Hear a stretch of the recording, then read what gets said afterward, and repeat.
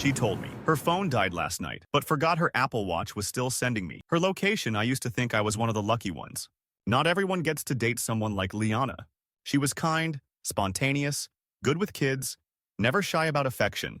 Just the kind of woman who makes you believe the cheesy rom-coms might actually have a point.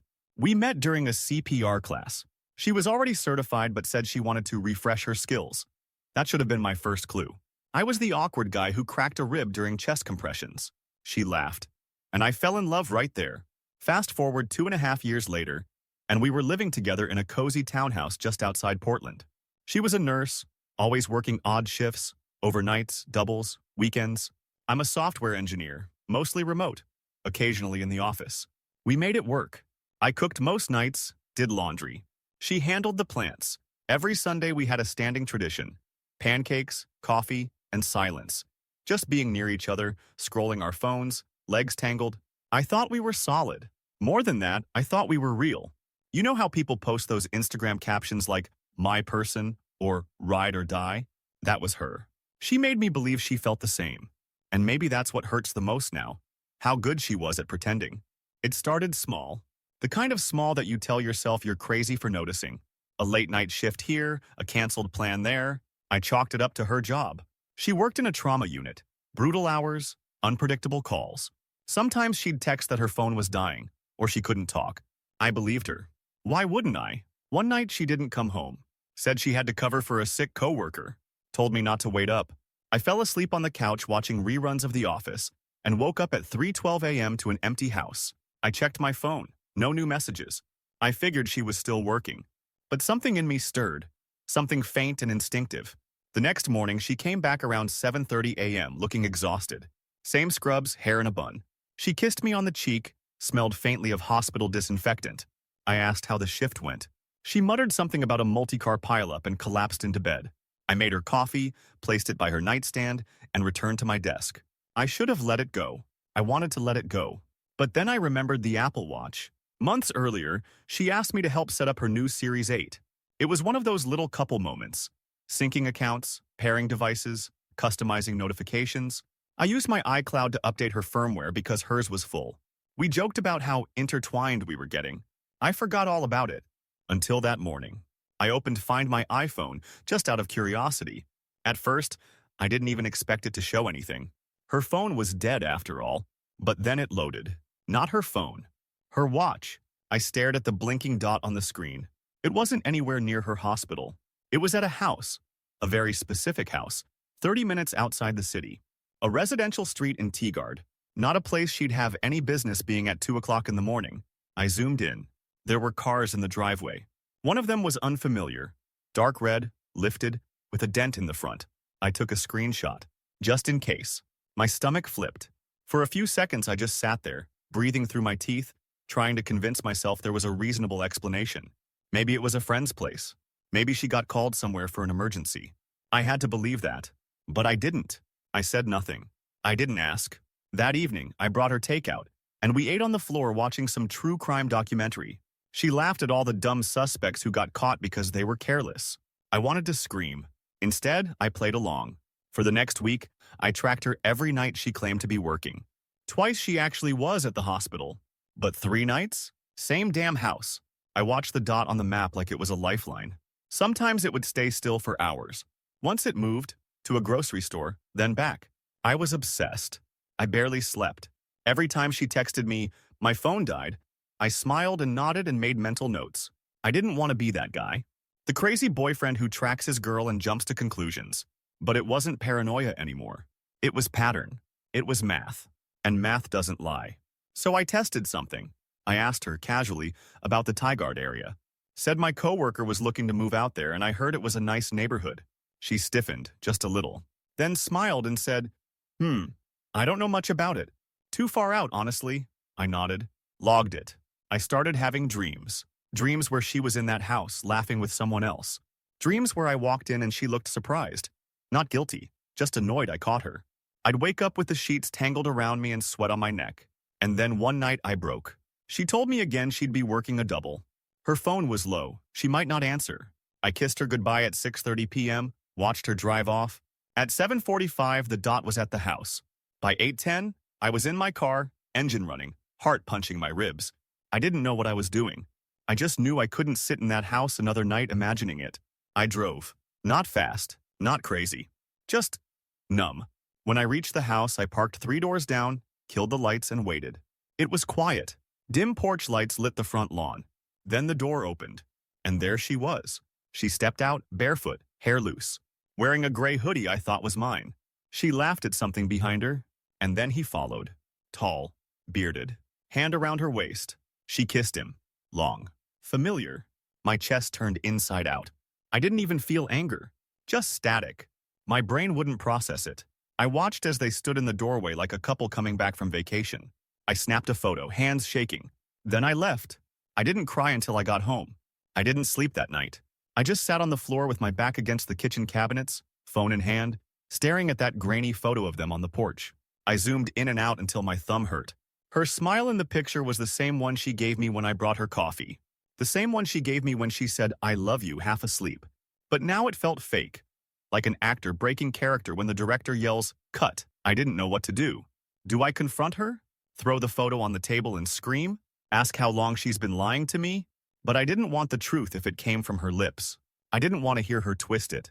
I didn't want to give her the power to reframe it, explain it away, turn it into a misunderstanding.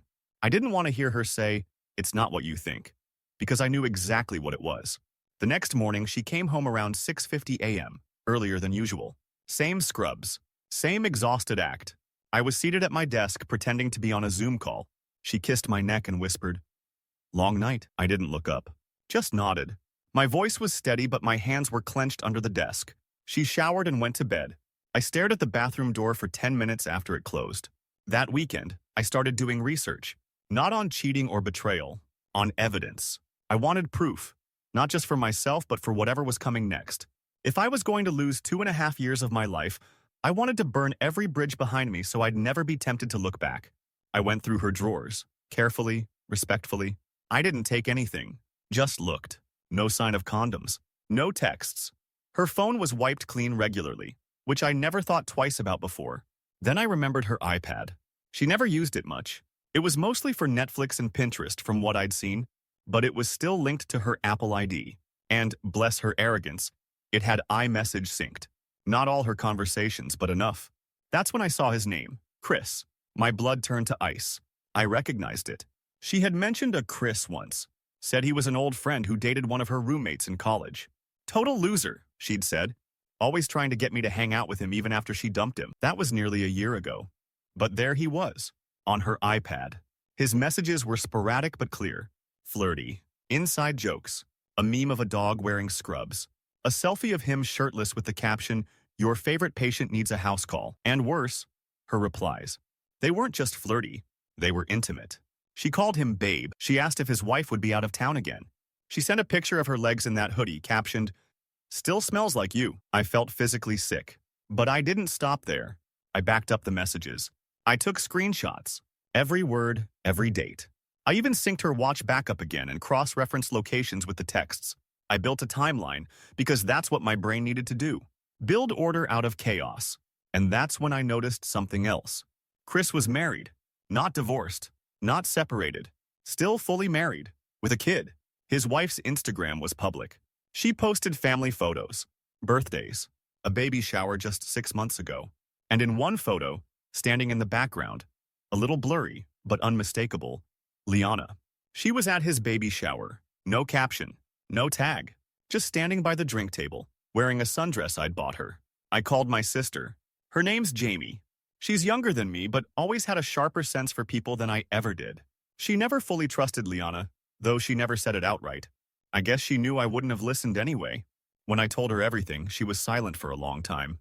Then she asked, "What do you want to do?" I didn't have an answer. I wasn't ready to leave. Not yet. Not without understanding the why. Not without knowing how deep it went. Jamie offered to help me find out more.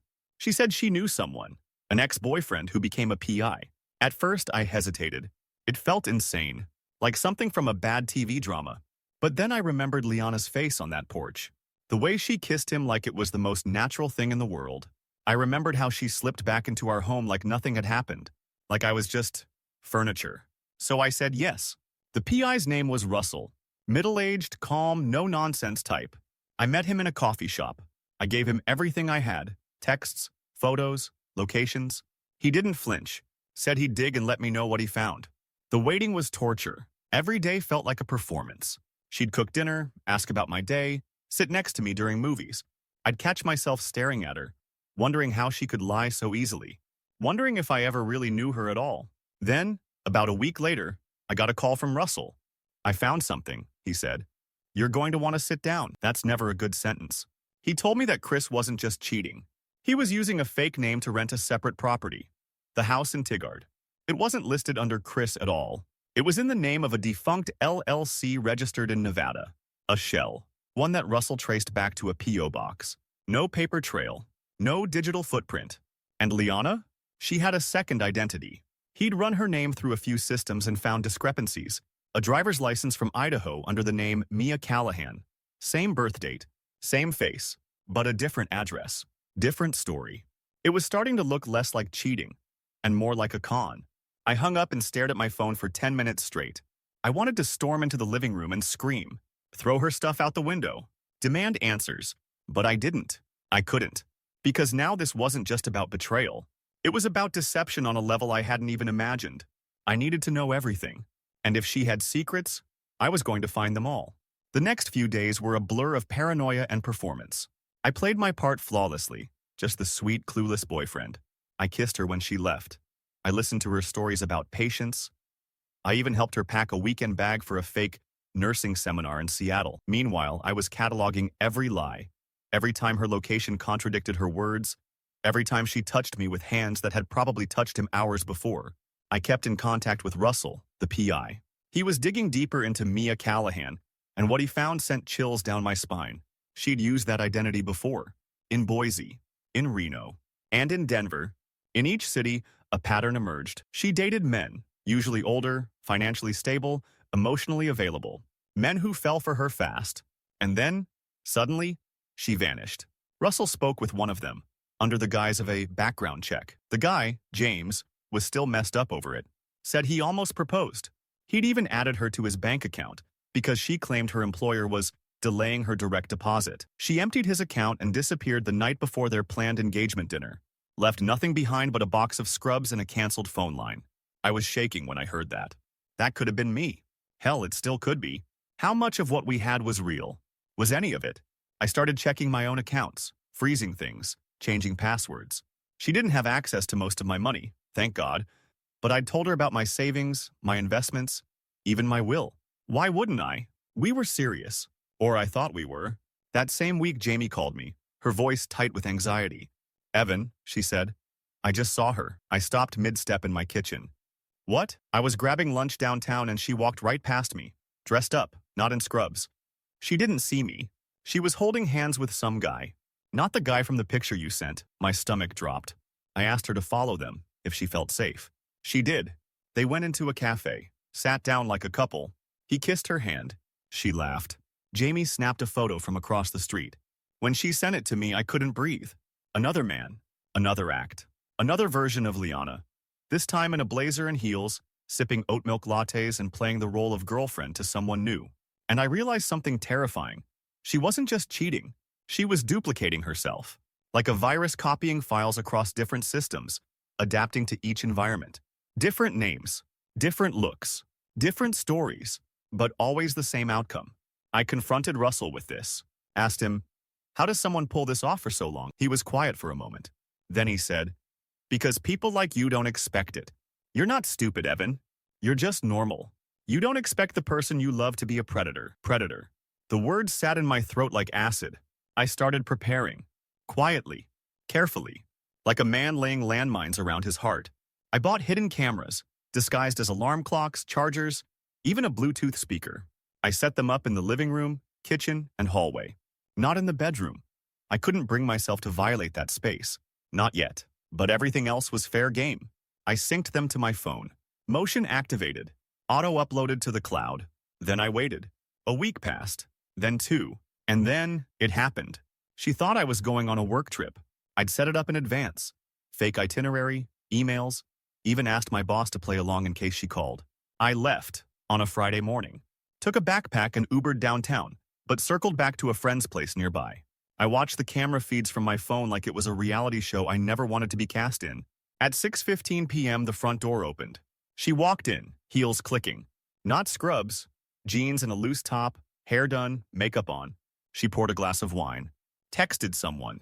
20 minutes later, the doorbell rang. He entered. Not Chris. Not cafe guy. Someone new. Tall. Tanned. Dressed like a contractor. He kissed her neck. She giggled and said something about the place being all hers tonight. They sat on the couch. She leaned against him like she'd done that 100 times. Like she belonged to him. Like I didn't exist. And then she said it. I'm almost done with this one. He's sweet but boring. Once I get access to his business account, we're out. My heart cracked. Not just from the betrayal, but from hearing her voice say those words. So casual. So calculated. That was me. She was talking about me. She went on. He thinks I'm working overtime this weekend. I told him my phone died again last night. He didn't even question it. He's such a puppy. He laughed. You've got them all wrapped, don't you? She sipped her wine. It's not my fault they believe everything. If they're dumb enough to fall for it, I stopped the video. I stared at my reflection in the dark screen. I wasn't in love with a person. I was in love with a lie. I didn't cry that night. I didn't scream. I didn't throw things. I just sat, watching the camera feed, still running, like some sick documentary I couldn't turn off. She was laughing, her bare feet curled up on the couch, head in that guy's lap while he ran his fingers through her hair. I stared at her face and tried to remember if I'd ever seen the real version of her. If there was a real version. She looked peaceful, comfortable, as if all of this, the lies, the personas, the theft, was just her normal. I downloaded the footage, made backups, sent one copy to Russell and one to a drive I hid in a safe deposit box. I didn't know what kind of legal trouble she might bring, but I wasn't going to be caught empty-handed. The next morning, I came home around 6 a.m. She wasn't there. Of course she wasn't. I sat on the edge of the bed, staring at her side, still slightly warm from someone else's body. The lies felt like they were everywhere. In the sheets, on the walls, in my mouth. I wanted to rip the house apart and bleach every surface just to get the taste of her out. But I waited. I needed her to come back. I needed to see her one more time. To see if she'd still lie, if she'd still hug me and act like I was her world while planning to rob me blind. She came home a little after 7 a.m. No makeup, hoodie, hair in a ponytail, playing the role again. God, babe, she said, yawning. I'm so dead. I had to pull a triple. Someone vomited on my scrubs. Don't even ask. I stood in the kitchen, hands wrapped around a mug I hadn't touched. She came up behind me, slid her arms around my waist and kissed my back. You're so quiet, she said. Long night? I turned around, smiled. Just missed you, she smiled back. No flicker of guilt, no hesitation. She was better than I'd ever imagined. A full-blown shapeshifter, a sociopath in scrubs. And that's when I knew. I couldn't just leave. I couldn't just ghost or break up or scream at her and watch her play dumb. She'd done this before. She'd walk away without blinking. This needed to stick. I needed to make it unforgettable. That day, while she slept, I met up with Russell and handed him the rest of the footage. I told him I was ready. He smiled, not kindly, like someone who'd seen this too many times before. I've got a friend in law enforcement, he said. Discreet. He's seen these types before. Women or men who live off of identity slippage, light fraud, romantic grifts. If she's done this across state lines, that's a federal problem. I said, I don't just want her in trouble. I want her uncovered. He nodded. Then let's finish the picture. We spent the next few days gathering everything. I dug up tax records, old emails, bank statements. I even checked a flash drive she once left in her car glove box. It had PDFs of fake nursing certificates under multiple names, licenses from states she'd never lived in. One of them, Arizona, was flagged as under review from a prior identity theft case. I started to piece together her timeline like a true crime investigator. She had at least 5 names. Mia, Jenna, Callie, Liana, and one I couldn't even pronounce. In each city, she'd moved in with a man, convinced him to share access to some financial part of his life, and then disappeared within 3 to 6 months. No charges ever stuck. Most of the men never reported it. Some were married. Some were too ashamed. And me? I was on month 30. She'd stayed longer with me than any of them. Was I just harder to crack? Or did she genuinely enjoy the game? Russell connected me with Detective Bowen, a cold case investigator who specialized in relationship fraud. He'd seen similar patterns, After showing him the footage, the documents, the backup logs I kept of her texts and messages, he agreed. There was enough to open an inquiry. But I needed to be the one to confront her first. Not legally, emotionally. You've got her trust, Bowen said. You're the one who can draw her out. Get her to say the things we need. It was risky, but I agreed. So I set the stage. I planned a dinner. Her favorite, Thai takeout, cheap red wine, dim lighting. I told her I had a surprise. She walked in that night like nothing had changed. She joked about her terrible shift, rolled her eyes about a rude patient, and plopped onto the couch with a sigh. God, I missed being home, she said, curling up under my arm. I looked at her. Really looked. She was beautiful. I'd never deny that. But now all I could see was the rot underneath. I have something for you, I said. Ooh, what is it? She asked playfully. I pulled out her Apple Watch from the drawer. The one she thought she'd lost. I held it in my palm and said, You forgot this was still syncing to my iCloud. She froze. Smile faltered. What do you mean? She asked, voice too casual. I stood up, walked over to the TV, connected my phone, and hit play. The footage filled the screen. Her, on the couch, with that guy, her words echoing through the living room. I'm almost done with this one. He's sweet but boring. She stood slowly. Evan, I didn't move. Just watched her. Let her watch herself. When the video ended, she didn't cry. She didn't scream. She just sighed, and then she smiled. A different smile.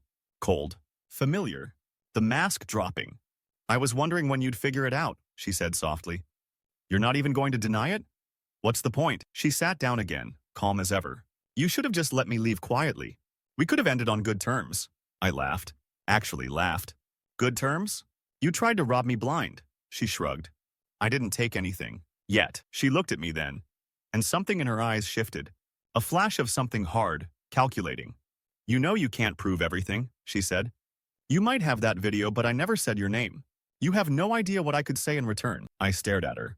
You're right, I said. Then I reached into the drawer and placed a small black device on the table. A voice recorder. That was for backup. Her jaw tensed. I leaned in. You played the wrong guy this time. She stared at the voice recorder like it had teeth. For the first time since this whole charade began, I saw something flicker in her expression. Not guilt, not even fear, but calculation interrupted, like a chess player caught mid-move. How long have you been watching me? She asked, voice lower now, colder. Long enough, I said. Long enough to know you're not Liana, or Mia, or whatever name you're wearing this week. She leaned back slowly, crossing her legs. Her hand trembled slightly, but she disguised it by brushing her hair behind her ear. So what now? She asked. You call the cops? You ruined my life? I didn't answer right away. Instead, I sat across from her, letting the silence stretch. I wanted to see if she'd twitch, flinch, say anything human, but she didn't. She just stared, stone-faced and still, as if weighing how much power she still had over me. Finally, I said, Your life? You mean the one built on faking jobs, gaslighting people, and vanishing before anyone can file charges? Her lip curled slightly. You don't know anything. I know about James. About Boise. About the nursing license in Arizona. About the guy you were with last week. And the one from the coffee shop. That got her. A muscle jumped in her cheek. I know about the house in Teagard. Registered under a dead LLC. I know you've done this more times than I even have evidence for. And I know I'm not the first one you've kissed while scheming to clean out their bank account. She stood abruptly. You have no idea what my life has been like, she snapped. I didn't blink. And you have no idea who's been listening to all of this. Her eyes darted toward the bookshelf. Camera. Behind the spine of Gone Girl, I said quietly. It's been on this whole time. Her face paled. I've given everything to Detective Bowen, I added. You remember him, don't you? I think you met one of his associates in Reno. You used the name Jenna back then. She opened her mouth, but no words came out. For the first time, I felt in control. She tried to recover, straightening her posture, scoffing like I was being dramatic. You're acting like I murdered someone. I lied. Sure, but you... She pointed at me. You're just a sad, lonely guy who couldn't handle a breakup. You didn't just lie, I said. You made me love someone who didn't exist. You used my trust like a weapon. That's not just betrayal, it's manipulation. Abuse. Fraud. She flinched at the word. Fraud. And then she said it. The line that finally stripped her mask off completely. You think I did all this just for money? She said, laughing. You think this was some criminal scheme? No, Evan. I did it because it's easy.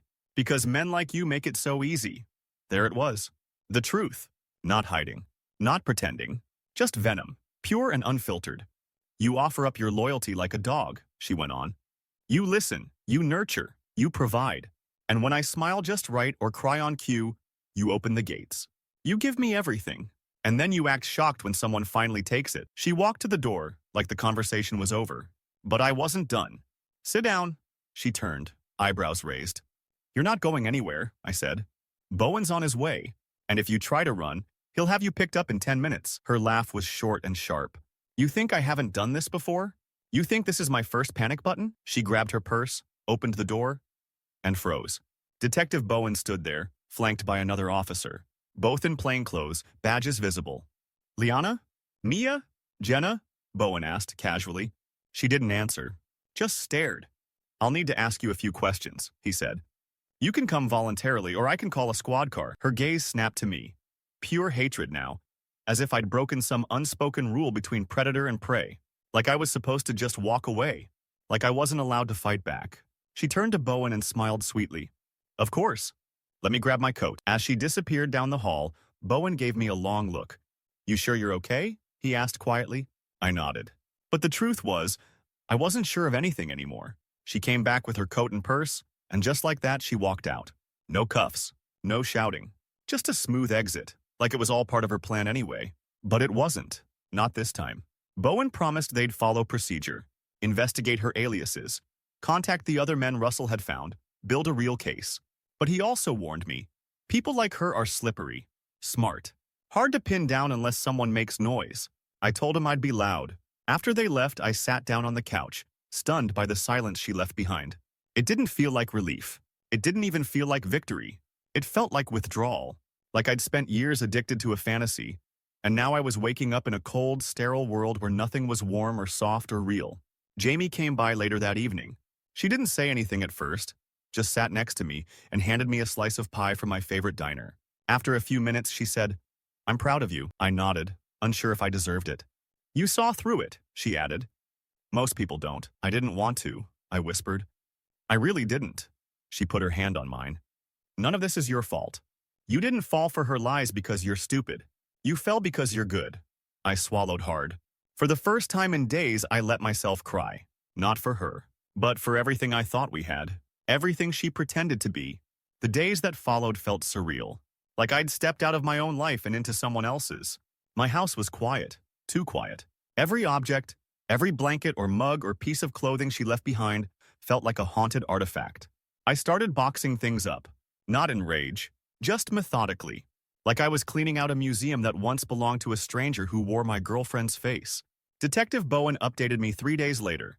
They'd confirmed at least 4 active aliases, each tied to different identities across 3 states.